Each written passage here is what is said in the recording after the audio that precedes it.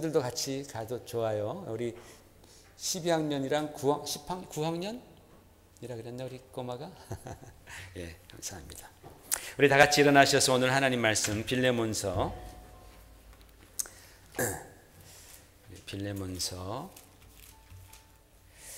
4절에서 6절까지 그리고 16절에서 18절까지 우리가 교독하겠습니다. 제가 한 절 읽고 여러분들이 읽으시고, 내가 항상 내 하나님께 감사하고 기도할 때에 너희를 말함은 주 예수와 및 모든 성도에 대한 내 사랑과 믿음이 있습니다.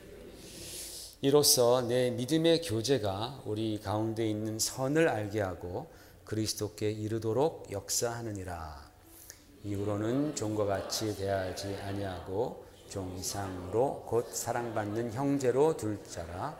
내게 특별히 그러하거든 하물며 육신과 주 안에서 상관된 내게랴.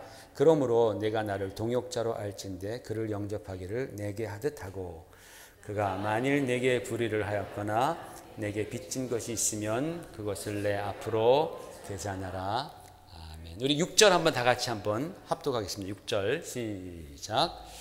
이로써 내 믿음의 교제가 우리 가운데 있는 선을 알게 하고 그리스도께 이르도록 역사하느니라. 아멘. 앉으시기 바랍니다.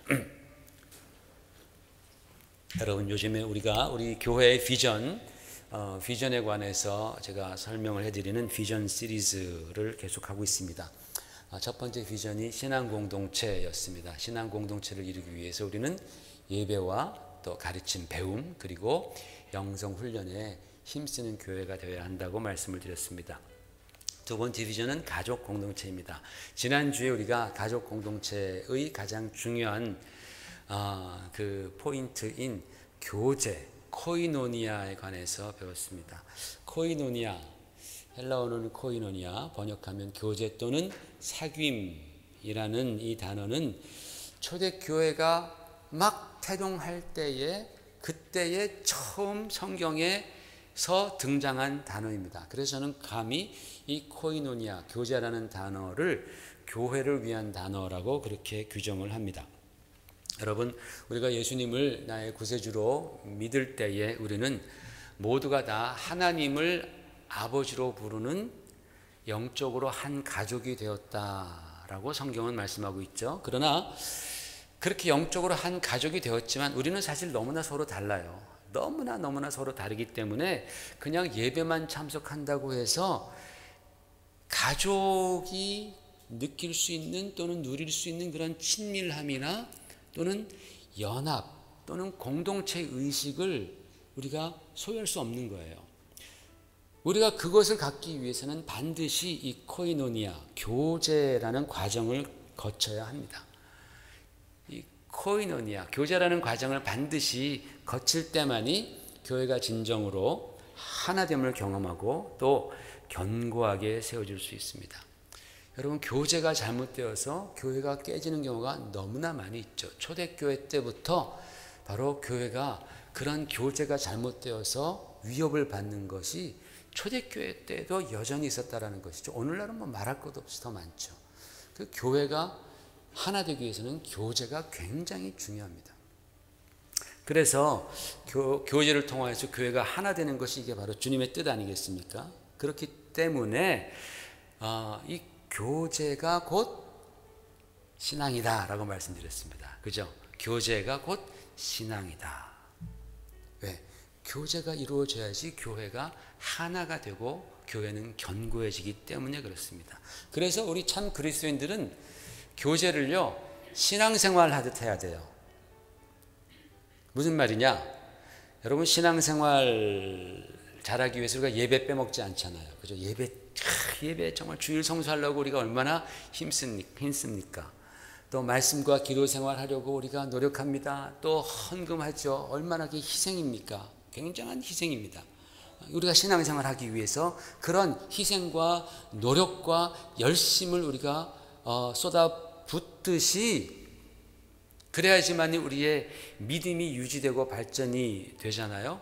그와 같이 교제도 그렇게 해야 된다라는 거예요.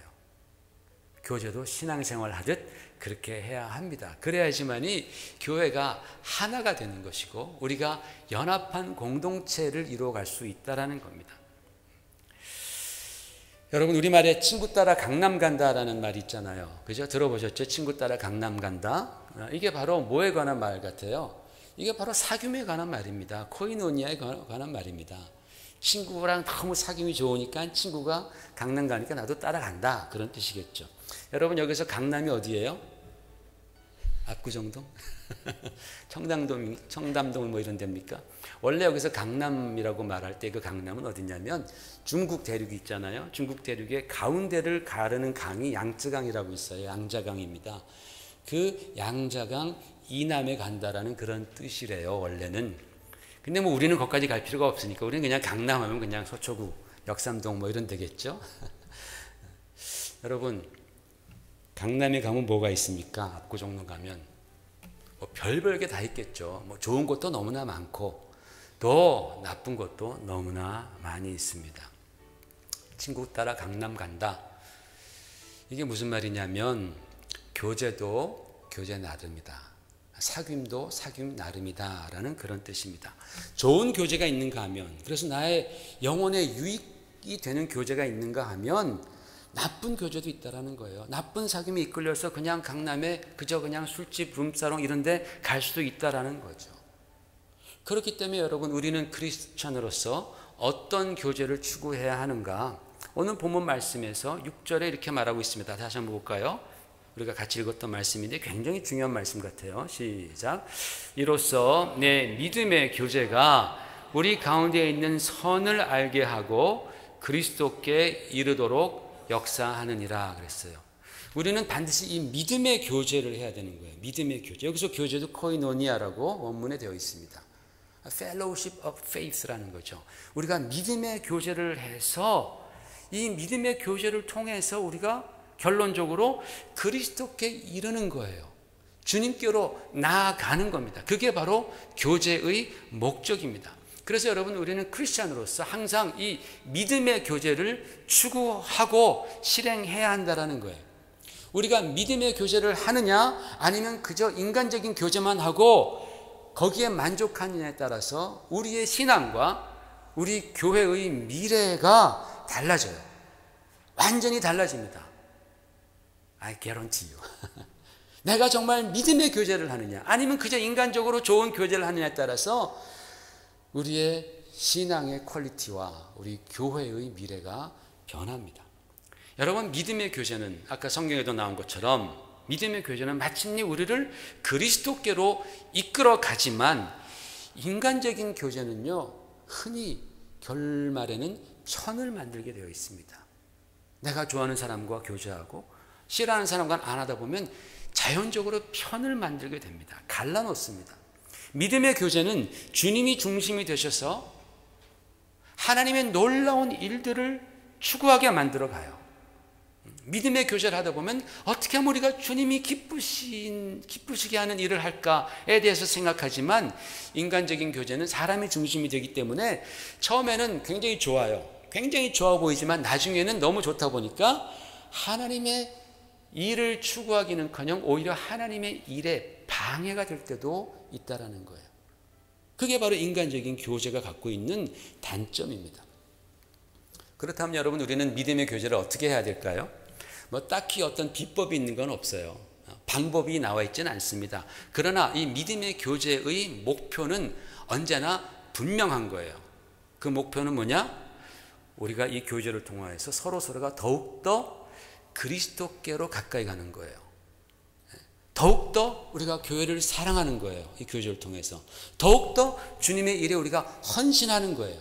이게 바로 믿음의 교제가 갖고 있는 방향입니다. 목표입니다. 이 교제를 통해서 내가 어떻게 하면 내가 죄성을 이겨내고 정말 우리가 함께 교제할 때 시너지라는 게 있잖아요. 시너지. 이 시너지를 통하여서 우리가 내가 좀 더 그리스도를 닮아가고 우리가 주님의 나라를 더욱더 기대하고 그렇게 우리 교회가 더 정말 주님께서 기뻐하시는 교회로 결속되어서 주님께로 나아가는 것, 이것이 바로 믿음의 교제가 갖고 있는 목적입니다. 방향입니다. 그러기 위해서 우리는 우리가 갖고 있는 모든 자원을 다 사용하는 거예요. 우리의 시간도 사용하고 물질도 사용하고 또는 우리의 지혜도 사용하고 내 취미도 사용하고 내가 갖고 있는 그런 장점도 사용하고 뭐 다 사용하는 거예요. 내 유익이 아니고 내 영광이 아니고 내 자랑을 위해서가 아니라 바로 형제자매들 상대방의 유익을 위해서 주님의 영광을 위해서 그것을 사용하는 것이죠. 그리고 이러한 것들, 이러한 자원들을 사용함에 있어서 언제나 우리는 십자가의 정신입니다. 십자가의 정신. 사랑과 겸손과 자기 희생.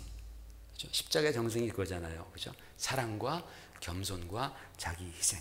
그것이 필요한 것입니다.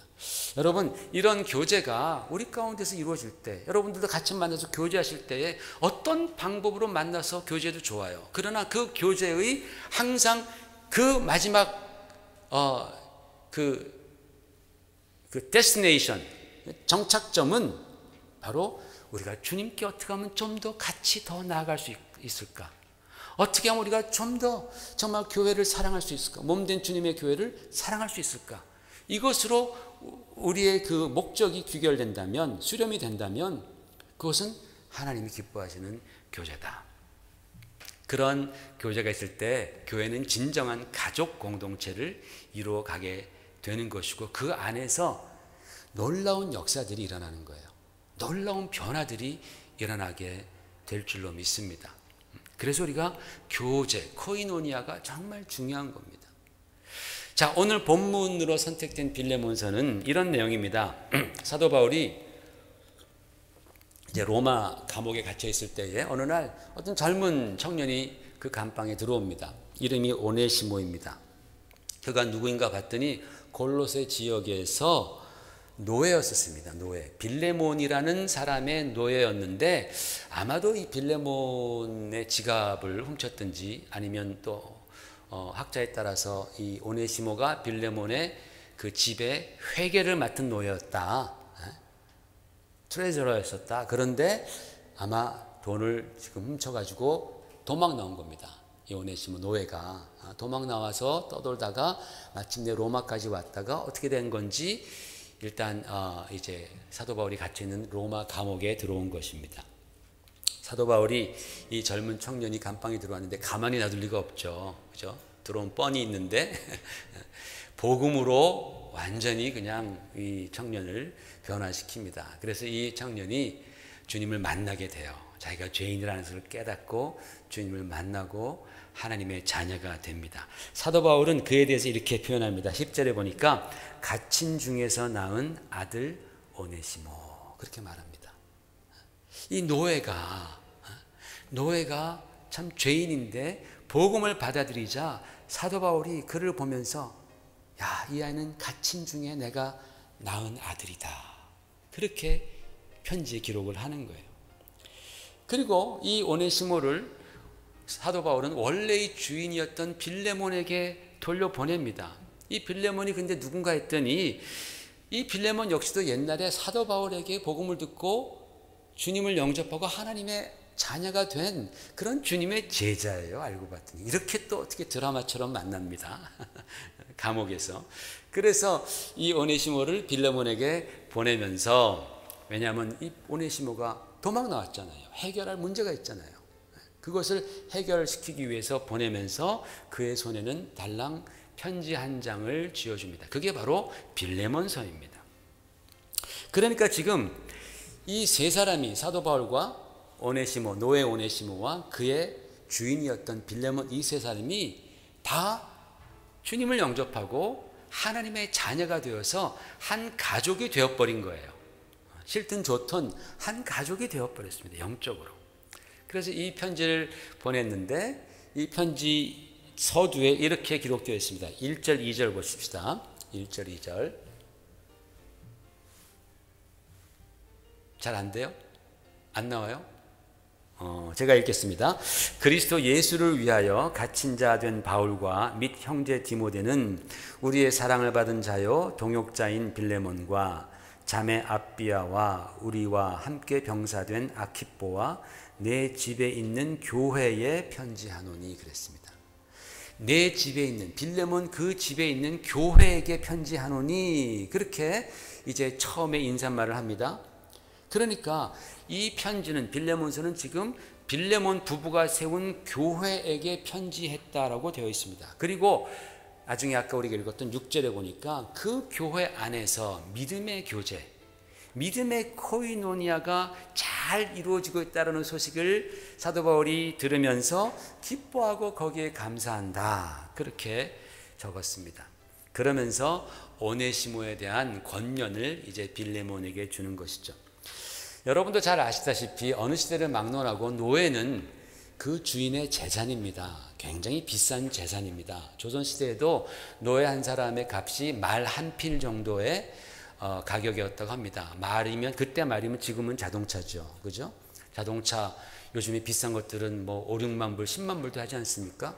굉장히 큰 돈이지 않습니까? 노예 한 사람의 가격이 항상 그 정도 되었었던 거예요. 어느 시대를 막론하고.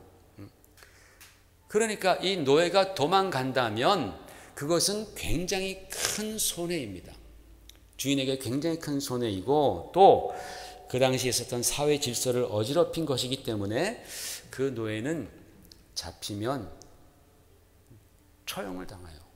죽임을 당했습니다. 그래도 그 주인이 그 노예를 죽여도 거기에 대해서 아무런 말이 없었고 오히려 그렇게 하는 것이 그 당시의 사회 질서를 유지하는 데에 필요했다라고 보는 겁니다. 바로 이런 상황에서 사도 바울은 오네시모가 회심했다라는 그 이유 하나만으로, 그가 하나님의 자녀가 되었다라는 그 이유 하나만으로 빌레몬에게 돌려보내면서 이렇게 말을 합니다. 괜찮아요. 안 해도 돼요. 신경 쓰지 말고 예배 드리세요. 자, 16절을 보면 이렇게 말합니다. 이후로는 종과 같이 대하지 아니하고 종 이상으로 곧 사랑받는 형제로 둘 자라. 내게 특별히 그러하거든 하물며 육신과 주 안에서 상관된 내게랴. 그러므로 내가 나를 동역자로 할진대 그를 영접하기를 내게 하듯 하고 그가 만일 내게 불의를 하였거나 내게 빚진 자가 되었으면 그것을 내 앞으로 계산하라. 그렇게 사도 바울이 빌레몬에게 편지를 쓰는 겁니다. 빌레몬에게 있어서 오네시모는 도망친 노예입니다.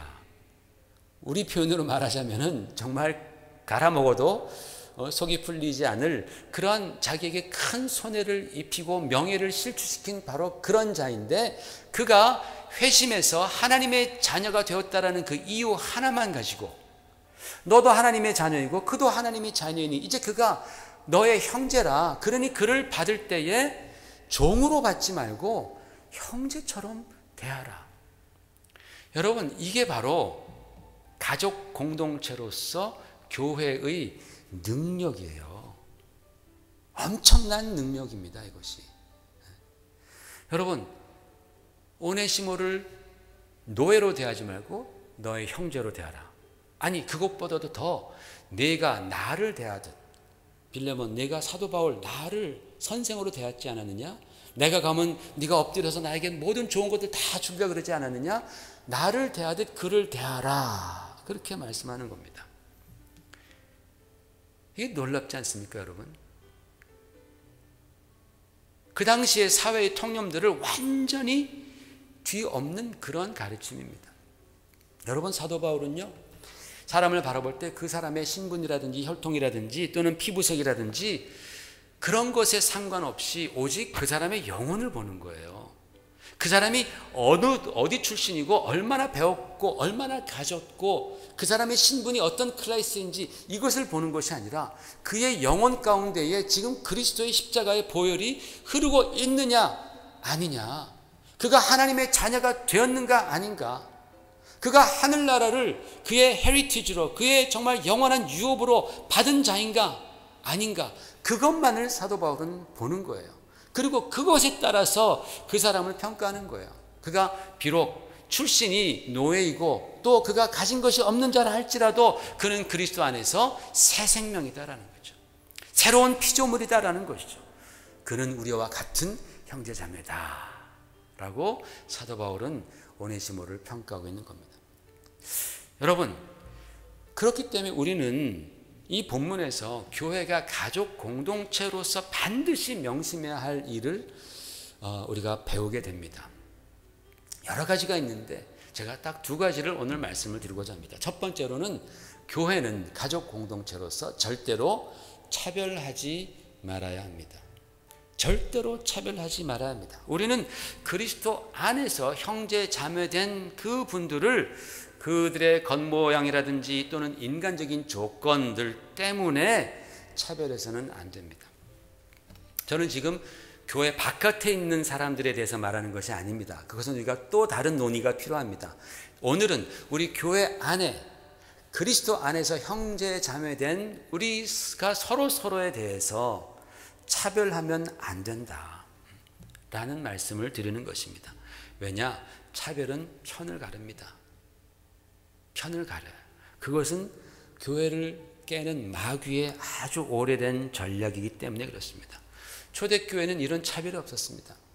사도행전 13장 1절에 보면은 이런 말씀이 있습니다. 안디옥 교회에 선지자들과 교사들이 있으니 곧 바나바와 니게르라 하는 시므온과 구레네 사람 루기오와 분봉왕 헤롯의 젖동생 마나엔과 및 사울이라. 여러분, 안디옥 교회는요, 예루살렘 교회 다음으로 유명한 교회입니다. 첫 번째 초대교회가 예루살렘 교회였습니다. 그 다음에 안디옥, 약간 북쪽으로 조금만 올라가면은 안디옥이라는 곳인데 그 안디옥의 교회가 생기는데 그 안디옥 교회가 나중에는 예루살렘 교회보다 훨씬 더 큰 일을 해요. 하나님이 더 크게 쓰시는 교회가 됐습니다.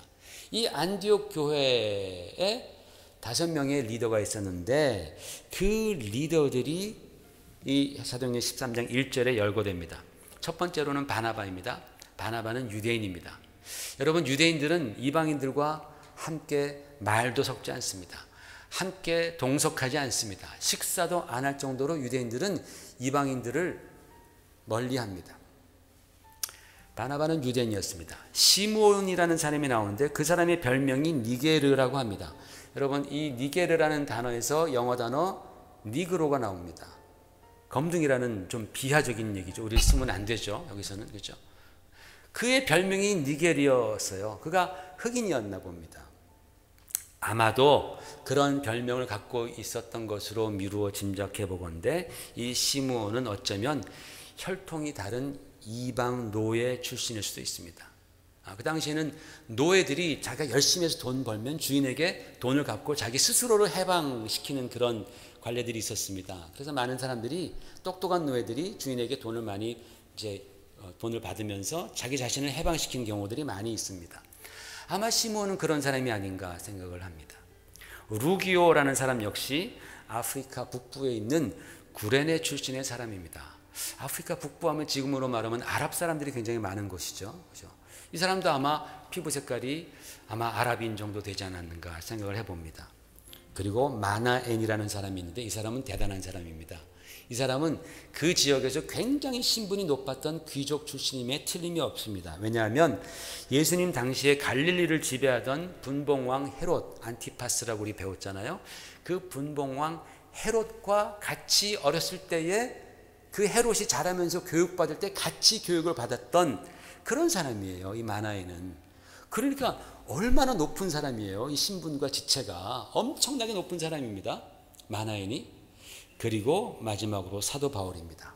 완전 율법주의자, 열혈 바리새파 출신, 게다가 로마 시민입니다. 이 5사람을 생각해 보십시오. 이 사람들이 안디옥 교회의 리더가 되어서 한마음 한뜻으로 안디옥 교회를 이끌고 갔던 그런 리더 그룹입니다. 여러분 생각해 보십시오. 이 5사람들이 교회가 아닌 다른 곳에서 만났다면 그들은 같이 앉지도 못해요. 시므온과 마나엔 같이 못 앉아요. 귀족과 그 노예 출신 그 흑인과 어떻게 앉겠습니까? 사도 바울, 그 바리새파 주행의 바리새인인 그 사도 바울이 다른 이방인과 앉겠습니까? 아무리 귀족이라도 같이 안 앉습니다. 같이 말도 안 섞어요. 밖에서 만났더라면 그들은 상종하지 않을 그런 사람들이었지만은 그만큼 그들의 신분이 달랐고 피부색도 달랐고 교육의 정도도 달랐고 사상도 달랐어요. 한마디로 인간적인 조건이 너무나 달랐던 사람들입니다. 그러나 그들이 그리스도 예수 안에서 자기가 죄인됨을 깨닫고 하나님의 은혜로 새 생명을 얻고 하나님의 자녀가 되었을 때에 그들 안에 있었던 세상이 정해놓은 그런 구분들, 그런 담들이 다 허물어졌다는 사실이죠. 아멘. 정말 그들이 하나님의 자녀가 되었을 때에 세상은 이렇게 저렇게 다 그들을 막아놓았지만은 그 막힌 담들이 완전히 다 허물어진 겁니다. 그리고 한 마음 한 뜻이 되어서 안디옥 교회를 이끌고 갔었던 것입니다. 이게 바로 가족 공동체가 갖고 있는 파워입니다. 교회, 가족 공동체로서 교회가 갖고 있는 엄청난 파워예요. 이건요, 여러분, 세상이 상상할 수도 없고 사실 흉내낼 수도 없는, 그 당시로만 보아서, 그죠? 그 당시로 봤을 때에 세상이 상상할 수도 없었고 흉내낼 수도 없었던 바로 그런 일들이 교회 내에서 벌어지는 거예요. 왜? 교회는 차별이 없기 때문에 그렇습니다. 우리는 차별 없는 교회를 만들어 가야 합니다. 두 번째로, 교회는 서로의 자존감을 회복시키는 곳이 되어야 합니다. 자존감을 회복시키는 곳. 오네시모는 노예입니다. 죄인입니다. 자신에 대한 자존감이 낮겠죠. 노예로서 오랫동안 그렇게 박해를 받고 그러면 노예 근성이 생깁니다. 자존감이 낮아지는 겁니다. 그러니까 도둑질에서 도망갔죠. 그죠? 다른 말로는 열등감이 높아지는 겁니다. 여러분, 그러나 그가 예수 그리스도를 만났을 때에 사도 바울은 그를 보고서 갇힌 중에 내가 낳은 아들이라고 얘기를 합니다. 노예는 물건입니다. 노예는 권리가 없습니다. 그런데 사도 바울은 그에게 권리를 부여해 주는 거예요. 내가 갇힌 중에 낳은 아들이다. 로마 시민인 바로 사도 바울이 유대인 중에 유대인이고 바리새인 중에 바리새인인, 그때 당시로 굉장히 하이 클래스에 있었던 바로 이 사도 바울이 노예인 오네시모에게 갇힌 중에 낳은 아들이다. 그렇게 지칭을 하는 것입니다.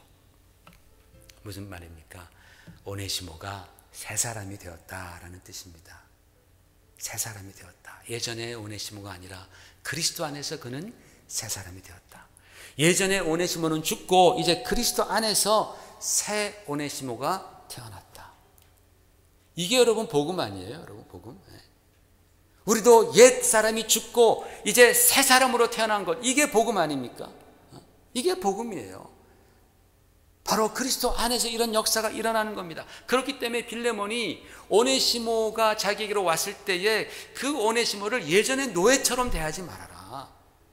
그는 이제 새 사람이고 새 피조물이다. 그는 너의 형제다.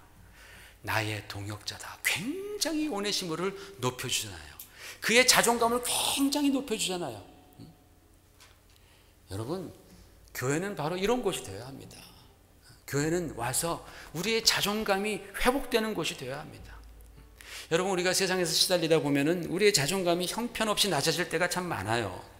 특히 이민사회는 더 그렇습니다. 우리가 말도 잘 안 되고 법도 잘 모르고 우리의 조상이 여기 계신 것도 아니고, 그러니까 뭐 조상이 물려준 땅도 없고 힘들죠. 그러다가 어려움을 한번 만나게 되면은 그것 때문에 나는 진짜 아무것도 아니야 하면서 자존감이 팍팍 낮아집니다. 상처를 많이 받죠. 그러다 보니까 성질 급한 우리 민족은 막 더 열불이 막 나는 거예요. 그래서 아주 사소한 것에도 폭발해 버립니다. 조그만 것에도 네가 날 무시해? 눈 깔어? 하면서 무시한 거 아닌데도 자기는 무시했다 그러는 거예요. 자기는 그렇게 느꼈다는 거예요. 아니, 상대방은 무시한 거 아닌데 근데 자기는 무시당했다는 거예요. 왜 그래요? 자존감이 낮아서 그런 거예요. 그냥 넘어갈 수 있는 건데도 자존감이 낮으니까 괜히 눈 깔라 그러고 네가 나를 그렇게 눈 똑바로 쳐다봐 뭐 이런 생각을 가지고서 상처를 받는단 말입니다. 이와 반대로 또 괜히 교만을 떨어요. 아무것도 아닌 것 가지고 굉장히 아주 자랑하려고 그러고 으쓱대고 교만을 떱니다. 왜 그럽니까? 그것도 자존감이 낮아서 그런 거예요. 보상 심리예요. 그게 자존감이 낮은 것에 대한 보상 심리로 조금만 잘 좋은 게 남들보다 괜찮은 게 있으면 금방 우쭐해지려고 하는 것이, 그게 바로 보상 심리에서 나온 거예요. 교만과 겸손은요, 교만과 열등감은 종이 한 장 차이예요. 똑같은 거예요, 사실은. 자존감이 낮을 때에 우리가 하나님의 형상으로 창조받았는데 하나님의 형상이 왜곡되다 보니까 그런 반응들이 나오는 거예요. 여러분, 교회 안에 정말 믿음의 공동체, 가족의 공동체로서의 역할을 한다면 그런 자존감이 회복되어질 줄로 믿습니다. 교회가 하는 일이 바로 그거예요. 우리 교회가 처음 한국에 들어왔을 때에 그때 1900년도에 우리 한국에서의 여자들의 그 위치가 얼마나 낮았습니까? 그죠? 이름도 제대로 불러주지 않고 교육도 시키지 않고 얼마나 여성들의 그 자존감이 낮았습니까? 남자들 밑에 눌려가지고 교회가 들어와서 교회에서 그 여성들의 자존감을 회복시켜 주잖아요. 교육을 시켜 주잖아요. 뭐 이화 학당 선교사님들이 세운 학교 아닙니까? 다 그렇게 해서 교회에 와보니까 내 이름을 불러주더라는 거예요. 여성들이 가장 기뻐하는 것 중에 하나가 누구 엄마 부르다가 교회 오니까 아무개 집사님 이름을 불러주는 거예요. 이름을 되찾는 거예요.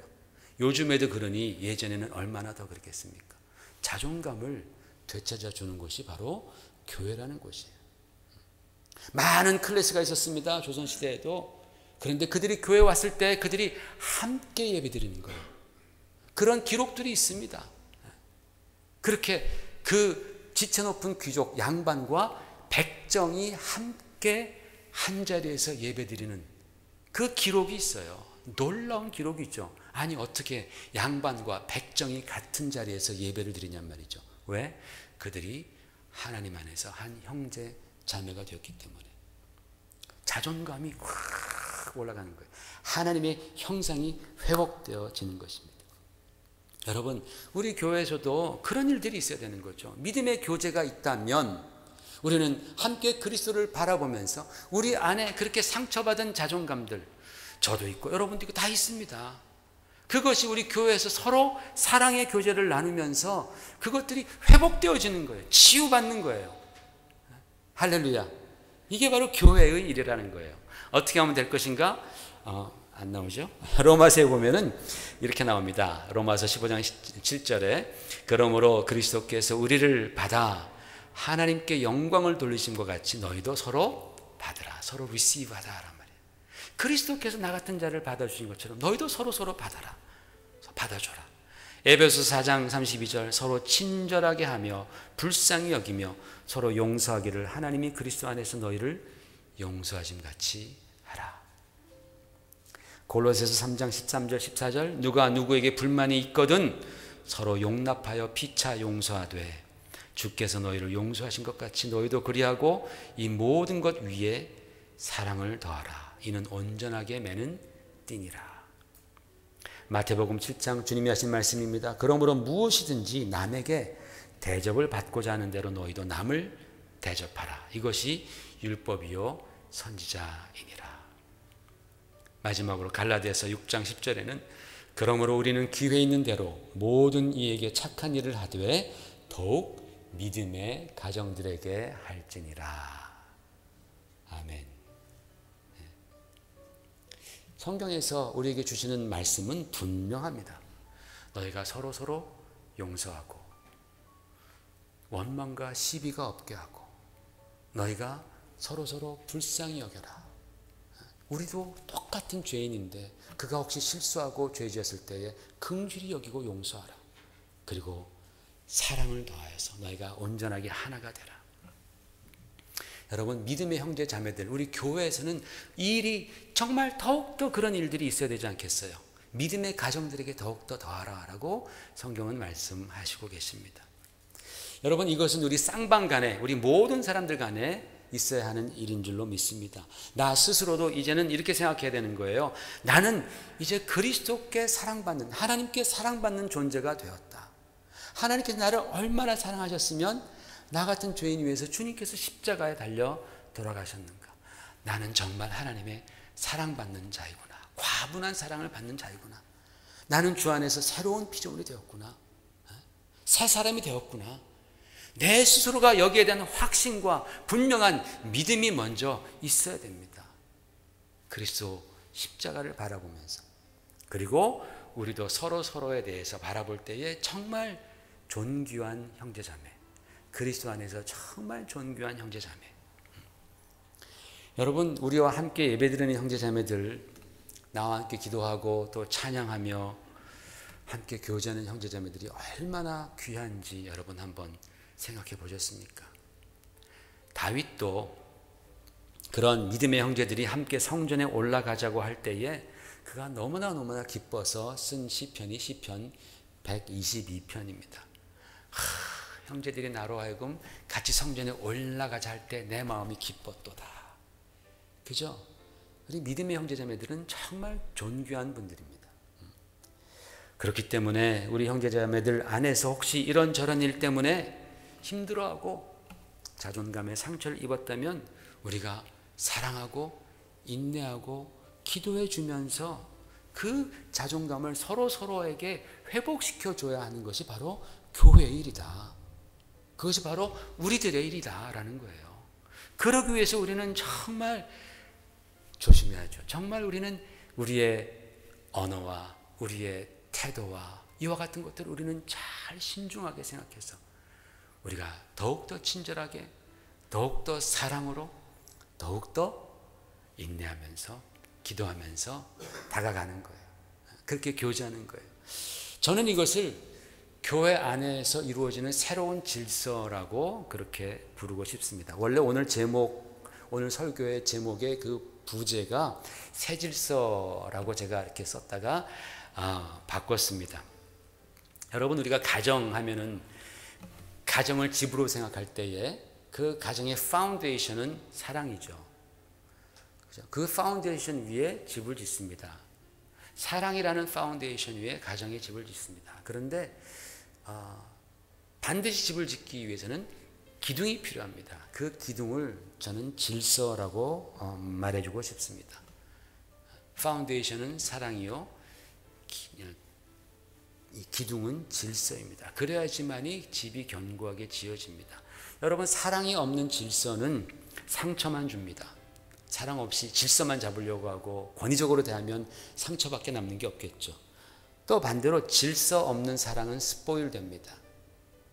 질서 없는 사랑은 스포일됩니다. 그래서 가족 관계에는 사랑이 필요한 만큼 질서가 필요합니다. 서로에게 넘지 말아야 선을 그어주는 것이 그래서 필요한 겁니다. 하나님의 사랑도 그런 식으로 우리에게 나타나십니다. 우리에게 그렇게 주어지셨습니다. 하나님께서 우리를 사랑하시되 법을 주시잖아요. 질서를 주시는 것입니다. 교회가 가족 공동체로서 필요한 것이 바로 이러한 질서입니다. 저는 여기서 교회 안에서 무슨 위계 질서와 같은 위에서 아래로 이런 권위적인 질서를 말씀드리는 것이 아니고, 성경이 말씀하고 있는 새 질서는 이런 것입니다. 사도 바울이 빌레몬에게 주님의 뜻을 권면하는 거예요. 정말 낮은 마음으로 권면하잖아요. 윽박지르지 않습니다. 빌레몬서를 보면은 굉장히 간청하듯 자기의 제자인데도 그렇게 주님의 뜻을 그렇게 권면합니다. 그 주님의 뜻을 권면을 받은 이 빌레몬은 오네시모가 왔을 때에 오네시모를 노예로 아닌 형제로 받아들여집니다. 세상 사람들이 그를 볼 때 다들 비웃었을 겁니다. 어떻게 저럴 수가 있냐. 그러나 빌레몬은 주님의 뜻을 이루기 위해서 오네시모를 그렇게 자기 형제로 받아들입니다. 오네시모는 또한 진심으로 아마 빌레몬에게 용서를 구하면서 새 삶을 살아갔을 것입니다. 바로 그게 새로운 질서라는 거예요. 우리 서로가 같은 형제 자매로서 주님의 뜻을 나의 삶에서, 그리고 또 여러분의 삶에서, 우리 서로의 삶에서 그 주님의 뜻을 이루기 위해서 자신에게 주어진 그 책임과 의무를 감당하는 질서. 그게 바로 주님께서 우리에게 주시는 새로운 질서입니다. 내가 주님의 뜻을 따르는 것만큼 내 형제 자매들도 주님의 뜻을 같이 따르기를 원하여서 함께 권면할 때, 그 권면을 들을 때, 야, 네가 뭔데 너나 잘해라, 이렇게 반응하지 아니하고, 야, 정말 저분이 나를 정말 생각해 주셨구나, 나를 사랑해 주시는구나, 그래서 이 권면을 해 주시는구나 라고 내가 그렇게 받아들일 수 있는, 그게 바로 새로운 질서라는 거예요. 우리가 함께 힘을 모아서 주의 뜻을 이루기 위해서 힘써 나아가는 것, 군소리 없이. 여러분, 이 빌레몬서를 받았을 때 빌레몬이 어떻게 했을까요? 우리는 빌레몬서 다음에 있는 결과는 우리는 성경에 나와 있지 않아요. 빌레몬서가 이거를 받았을 때에 오네시모를 바라보면서, 야, 네가 지금 이거 한 장 가지고 살려 그랬어? 하고 오네시모를 쳐 죽였을까요? 아니면 그 당시에 흔히 죽이지는 않더라도 사실을 결단하는 그러한 벌이 있었답니다. 손모가지 2개만 자르자, 그랬을까요? 여러분은 어떻게 생각하십니까? 교회 역사에 따르면 빌레몬은 골로새 교회의 감독으로 있다가 로마의 네로 황제 박해 때 순교를 당합니다. 그리고 오네시모는 나중에 에베소 교회의 감독이 됩니다. 오네시모. 에베소 교회는 놀라운 교회입니다. 가장 아주 기라성 같은 교회 중에 한 교회가 바로 에베소 교회입니다. 그 에베소 교회의 목회자가 됩니다. 무슨 말입니까? 다 용서하고 그의 자존감이 회복되고 그가 그렇게 목회의 길을 갈 수 있도록 빌레몬이 섬겼다라는 그런 말씀입니다. 여러분, 얼마나 놀랍고 아름답고 감동적이고 파워풀한 얘기입니까? 이 빌레몬서가. 저도 이 빌레몬서를 이런 시각에서 한 번도 보지 않았다가 이번에 이 가족 공동체를 위해서 제가 기도하다가 갑자기 주님이 주신 말씀이 이 빌레몬서였습니다. 제가 무릎을 탁 쳤습니다. 야, 놀라운 비밀이 이 안에 있구나. 이 말씀을 보면서 정말 그리스도로부터 받은 그 은혜와 사랑이 얼마나 크길래 자신의 돈을 훔쳐 달아난 그 노예를 자기 형제로 맞아주고 그의 자존감을 회복시켜 주시고, 그 오네시모는 또 거기에 너무 감격해서 그의 삶을 주님께로 헌신해서 마침내 에베소 교회의 목회자가 되는 그런 놀라운 이야기입니다. 가족 공동체로서의 교회의 이야기입니다. 저는 우리가, 저와 여러분이 정말 이 이야기를 통해서 우리는 정말 교회가 어떻게 되어야 하는지를 배웠으면 좋겠어요. 우리가 힘을 다해서 예수 그리스도의 십자가의 사랑이 만든 가족 공동체를 배워가면서 우리가 함께 믿음의 교제를 이루어가면서 주님께로 더욱 나가시는 여러분 되시기를 주의 이름으로 축원을 드립니다. 같이 기도하겠습니다. 다 같이 일어나셔서 지금 이게 다 복사